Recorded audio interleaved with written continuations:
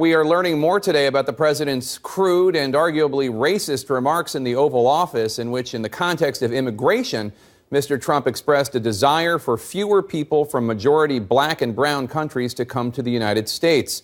A source familiar with the remarks tells me that the conversation with the president, Trump administration officials, and a bipartisan group of members of Congress turned at one point to those immigrants here in the United States who have what's called temporary protected status, specifically Salvadorans, Hondurans, and Haitians.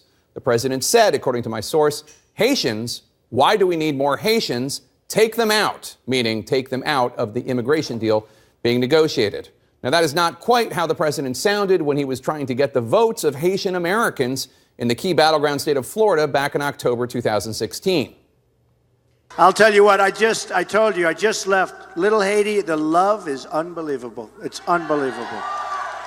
There's no racist, there's no nothing. It's love. They want solutions. They want better lives, not more petty attacks from failed and totally discredited politicians like crooked Hillary Clinton. And in the Department of Bad Timing today, in fact, this very hour, is the 8th anniversary of the devastating Haitian earthquake that killed at least 220,000 people and prompted the United States to welcome almost 59,000 Haitians under temporary protected status. Now, at another point in the conversation, my source tells me, and parents might want to hit the mute button for the next few minutes, the topic turned to the diversity lottery program and people coming from Africa.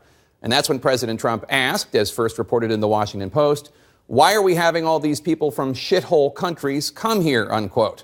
The president then suggested the United States would be better with more immigrants from places such as Norway instead of Africa. A White House official tells CNN that the president took a victory lap last night, calling friends and allies to get their opinion on the breaking news. Well, you know who loved the news? Racists. Racists such as David Duke tweeting Trump spoke blunt, hard truth. And racists such as Richard Spencer saying of Haiti, quote, the problem is it's filled with shithole people. If the French dominated, they could make it great again. Hashtag make Haiti great again.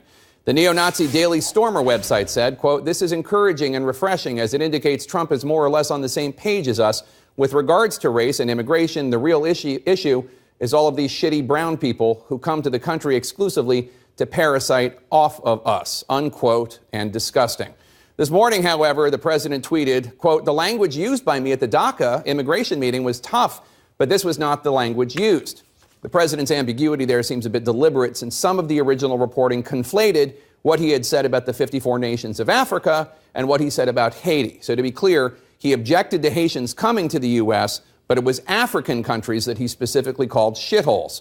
The president also tweeted in part, quote, never said anything derogatory about Haitians, which is technically true, I suppose. He just expressed the opinion that the United States doesn't need more of them. He's being a bit cute there with his non-denial denials. But Senator Dick Durbin, Democrat of Illinois, who was in the room, he did not mince words today about what he heard in the Oval Office. In the course of his comments, said things which were hate-filled, vile, and racist. I use those words advisedly. I understand how powerful they are. But I cannot believe that in the history of the White House, in that Oval Office, any president has ever spoken the words that I personally heard our president speak yesterday. Senator Durbin might want to read up a bit more on previous presidents, but be that as it may, Republican Senator Jeff Flake today, who was told of the remarks by Durbin and a Republican senator in the room, he told me, quote, the words used by the president as related to me directly following the meeting by those in attendance were not tough. They were abhorrent and repulsive. There is no good explanation, unquote. Now, one explanation offered by President Trump and his defenders is that he wants to go to a merit-based system of immigration and not admit immigrants based on the country that they're from. But that's not what the president was arguing. And one might note that being born in Norway is not a particular achievement of any sort.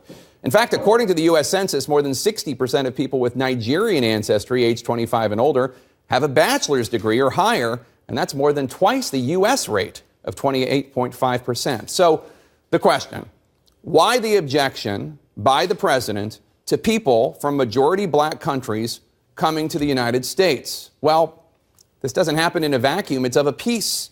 He's a real estate developer who was sued by the Justice Department during the Nixon administration for not admitting black tenants.